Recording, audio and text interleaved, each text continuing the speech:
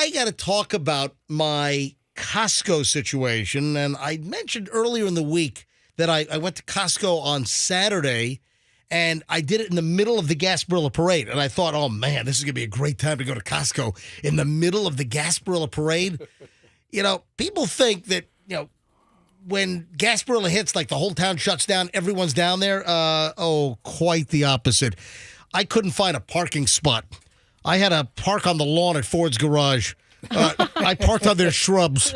You parked inside the restaurant with their other old-fashioned cars. I pushed that Model T right out of the way. Sorry, Steve Schleman. I apologize. All right, so I go into Costco, do my shopping. Get the assorted things I wanted. Big block of Locatelli Romano cheese. Got some of that Korean barbecue jerky, which I like. That's good stuff. Incidentally, a couple. I needed copy machine paper. For all my show prep. I'll tell you what. Talk about prices going up. I paid like $28 for a case. This is like a year ago. I paid like $28 a case for the 5,000 sheets, the 10 reams, the case of copy machine paper. Paid like $28 or $29 a year ago. And at Costco this past weekend, same case of paper was now $39.99 or something, like almost $40 for this. That's why I steal mine from the office. Hey, dude, you got to reset your connection. You're getting all bubbly again. So just a mess. So listen to this. I'm at Costco. I'm checking out. And, by the way, Fester's at home, so you just heard his little... A little garble. But is that his internet? Does he have, like, crappy low-speed internet? I don't know. Is that he's going to reconnect here at any second. He's talking into a computer. Yeah, I know he's talking into a computer. I mean, he's talking into the little... We told him to hook up a real microphone, but he insists on talking into the little pinhole on his Microsoft Surface. It's funny, he has a whole podcast setup at his house. Oh, yeah. All right, Fester is reconnecting. Hey, Fester, you there? Yeah. Okay, much better connection. Oh, yeah. I'm at Costco, got my whole basket full of stuff. I'm checking out, and as I'm pushing up, they've got the cashier, and then a lot of times on busy days, they have the helper at the checkout stand. Of course. Well, just to put everything back in your cart, right? The helper's almost, taking things out of your cart for you, or they're managing if you've got items that don't need to leave the cart, like the 4 boxes of copy machine paper that I bought.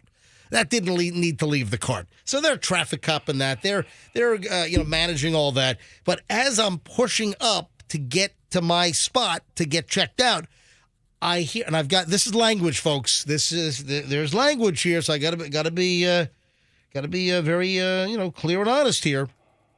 I gotta be able to tell the story, but I can't say the actual words on the air because that would be an FCC violation.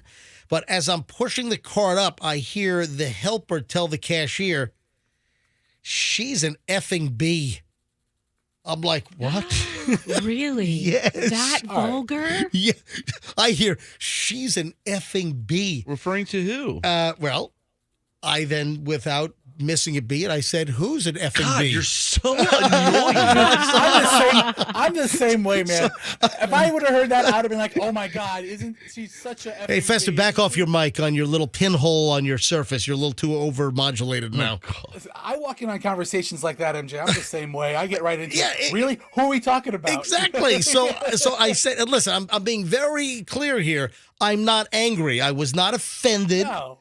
So I'm not trying to get anyone in trouble. I'm not an angry Costco customer. I'm a happy Costco customer. But if I hear the helper at the checkout line telling the cashier, oh, she's such an effing B, I immediately said, oh, really? I said, who's the effing B? And she said, oh, you want to see? And then she points.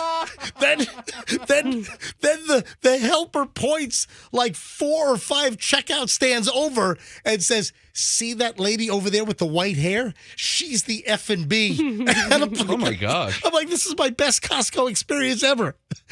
And I'm like, I said, why is she an effing B? And she said, God. oh, she's all up in everyone's business and complains about everything. Karen. She had every right to call her that, right? So that's my Costco F to the B story. God, you always stick your beak in people's business. Yeah, Dude, sticky beak, hey, sticky beak. Hey, Fester is saying the exact same thing. I'm the same way. One time I was at a grocery store and like the manager said something really curt to the cashier, right? Really like, curt? Like just like really not in a mean way, but just like in a belittling way to the cashier, and it was like inappropriate to do in front of a customer. And I look at the cashier, I go, "Would you like for me to go kick his ass right now? I mean, you want me to have words with him right now? I'll take him out to the parking lot, kick his ass for you right now." Yeah, I have no problem shucking and jiving with the cashier, but if I hear somebody say, or I get into a conversation, or I overhear something, I'm right into it. I'm very happy with what I did, and I That's was jive, man. I was happy with my interaction, and I would do the same thing all over again. And it was just great where she said, "Hey, you want to see the FnB? The FnB is right over there. See that? I'll show you." I'll show you. But she was saying it for real. Points right to her. Oh yeah. She must have just had an altercation with the bee. This is great. Fights with employees at Costco, I think. But one of my favorite pastimes now.